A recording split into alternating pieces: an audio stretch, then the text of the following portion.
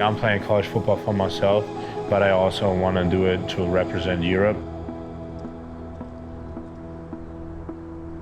I have the Germany flag on the back of my helmet, so every time I play, like I think about that because I'm not representing only myself, but like a whole country.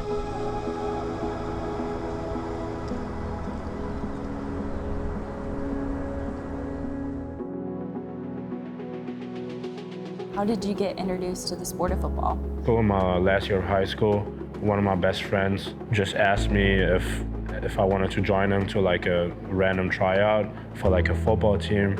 I was like, okay, like I'm gonna just give it a try, but probably just once, and then I wouldn't do it again because I didn't know anything about football.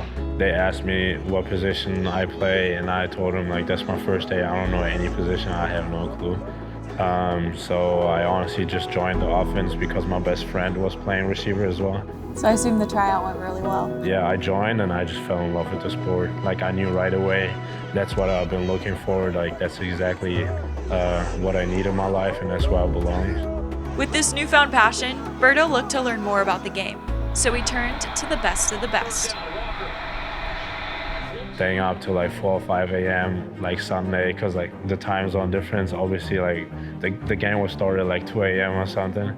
But yeah, that's something I enjoy doing with my friends, and that's how I learned more about the game, just watching NFL games. I was doing a bunch of stuff, and most of it was honestly just looking up stuff on Instagram or YouTube and just trying to like do it like the professional guys do it online, you know?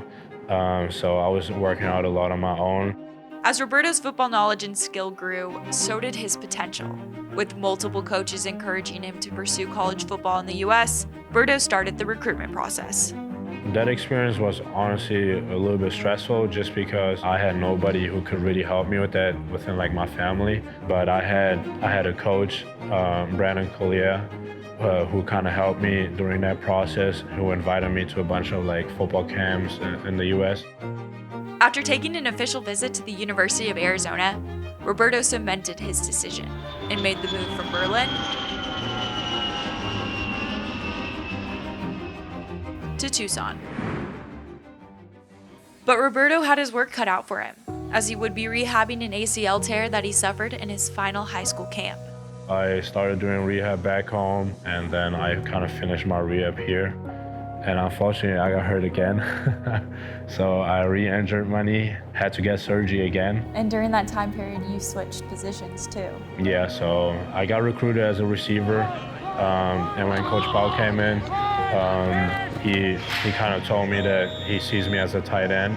But like now looking back, it was probably the best decision I've made with Coach Powell. Dang, that's a lot of work though. You're rehabbing your knee and you're having to learn a whole new position. So yeah, that had to have been a busy time period. It was, yeah. It was, again, a very humbling experience. When Coach Powell came in, like I realized I really had to like get my body right and like increase my football IQ.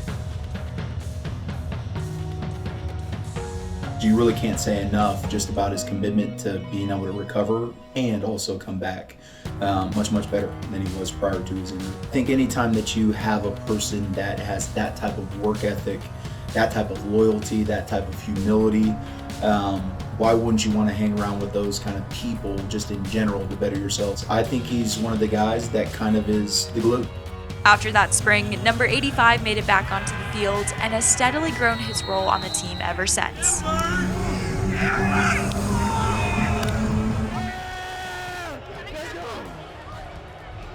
And every time Roberto steps on the field, he remembers where he came from, repping the flag on the back of his helmet and playing for the next generation back home. Growing up, I kind of always wanted to be a teacher. My idea is to be a teacher back home, in school, but also like in football. So just a resource for like the younger generation, for kids that just started playing football and are interested in playing college football but don't know anything about it. As of right now, we still don't have that. It's definitely getting better, but it's still very limited, and I think it could be very helpful if I did that back home.